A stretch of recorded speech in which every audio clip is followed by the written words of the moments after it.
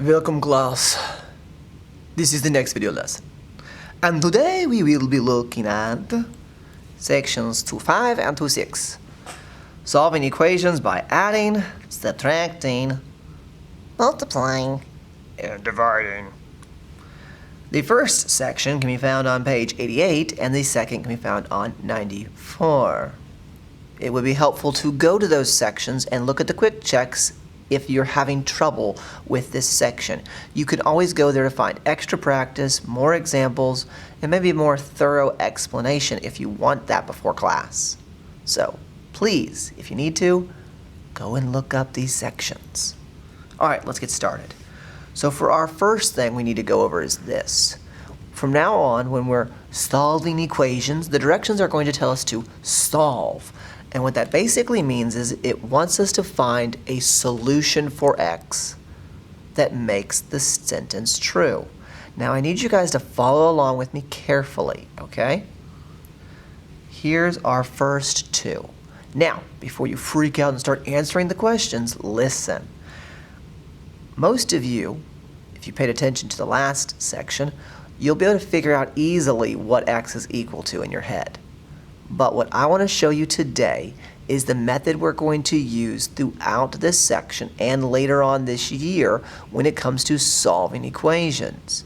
It's important to learn this method because, like I told y'all before, one steps are easy, multiple steps are difficult. This is known as a one-step equation. It's very easy to do in your head.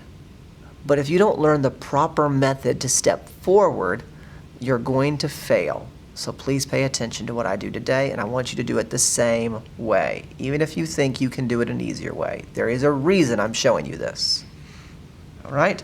So here we have x plus 8 is equal to 20.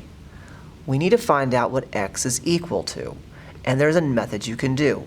You guys can kind of just use common sense, but what we're going to do today is known as inverse operation. Remember that addition, subtraction, multiplication, division, they're known as operations. Inverse is basically saying the opposite.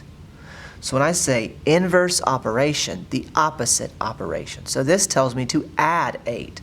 Well, I am going to subtract 8 from this side. This equal sign says whatever I do to one side, I must do to another, okay?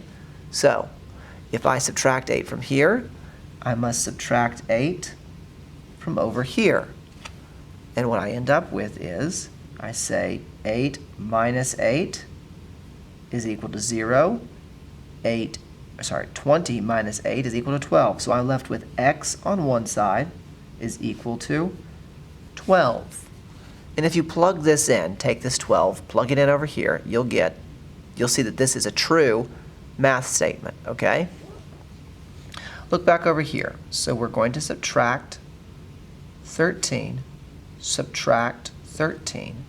X is now by itself, which is what we want, equals 7 minus 13 is negative 6, okay?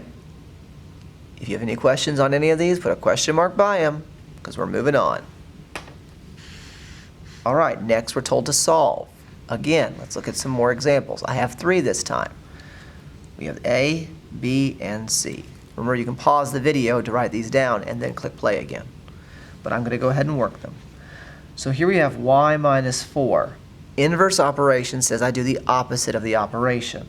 So I'm going to end up adding 4 to both sides. Okay? If I have this 4, like you can think of this almost like a negative 4 plus a positive 4. Those cancel out to make 0. So I'm left with y. 5 plus 4 is equal to 9. Now you could plug that in. You could say 9 minus 4. Yeah, that does equal 5. So this is the solution. It makes the first part true. Look here. We have 11. We're going to do inverse operation. So we add 11. Inverse operation, we add 11. Well, why'd you add 11 over here? Shouldn't you add 7 or something? No. We copy what we do from this side to this side, okay? Because it's equals. We must be fair. So we do that. We end up with x is equal to positive 4. Okay? Next we have this. We're going to go back to subtracting. So we subtract 5. We subtract 5. X is now by itself because this equals 0. 5 minus 5, 0. Negative 6 minus 5. Well, hopefully at this point you know that that's negative 11. Okay? And those are the answers for those ones right there. Now let's take a look at multiplying and dividing. Remember, question mark any of these you do not understand. All right, we're told to solve, and here we have 2. We're multiplying. How do I know? Number touching a letter means to multiply. What's the opposite of multiplying? Well, it's dividing. So we're going to divide by 5 right here. If I divide by 5 over here, I divide by 5 over here. So 5 divided by 5 is 1. 1x, I'm left with 1x. See? 5 divided by 5 is 1. 1x. I told y'all you can write just 1x as x is equal to 40 divided by 5 is 8. Okay? Now we have negative 7. I must divide by negative 7. Divide by negative 7. I do it to both sides because it's an equation. That's how it works. Negative 7 divided by negative 7 is positive 1. That leaves me with just x is equal to 28 divided by negative 7 is negative 4. Okay? That's the answer. Let's take a look at some more.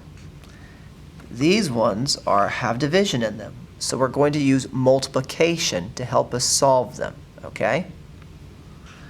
So here we're going to multiply. So I'm writing in the multiplication. And I'm going to say times 5. Times 5. Okay? If you were to multiply these actually cancel out. If you want to go and do the math or you forget how fractions work or how division works, that's fine. If you want to trust me on this, that 5 times x divided by 5, that's going to cancel out, leaving you with just 1x, okay? So we just put down x is equal to 20. You can always plug this back in and say, okay, 20 divided by 5 is 4. Hey, that was the original. It works. We're now going to multiply by negative 3. Multiply by negative 3. Okay? These cancel out. I'm left with just x equal to negative 33. Okay, that's the answer. Few reminders. If you didn't understand anything, put a question mark by it. Second thing, I think this would be really helpful for you to watch this video again and go through. And every time I do something, I think you need to go back over it in pen. What I mean by that is, when I wrote down negative 3 times, write that in pen. Don't write this when I'm boxing in. Don't write that in pen, but write these things in pen. Or write, don't write this in pen because it's boxed in. Write the stuff that you added to it in pen. So things back up here, go and write the plus 11.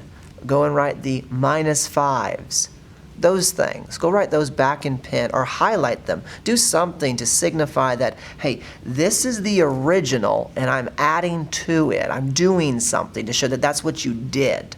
So that when you look back over your notes, it'll bring your attention. You don't just see a bunch of pencil marks where you kind of wonder, okay, what did it originally look like? What's going on? That's my recommendation. Watch the video again and highlight or go back over in pencil the things that we did to each equation, okay? All right, remember, if you have any questions, write them down. Be prepared to discuss in class.